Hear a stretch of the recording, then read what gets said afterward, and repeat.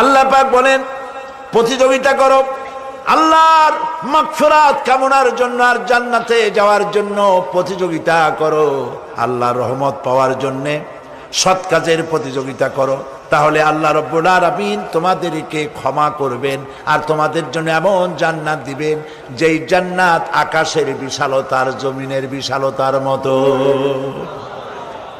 এই বিরাট জান্নাত তোমাদেরকে দিবেন। এই জান্নাত চিরস্থায়ী সুখ এবং শান্তি জায়গা হবে। মাসালুল জান্নাতিল্লাতী উইদাল মুত্তাকুন ফিহা আনহারুম মিন মাইন গায়রি আসিলিন ওয়া আনহারুম মিন লাবানিন লাম ইয়াতাগায়্যার তা'আমুহু।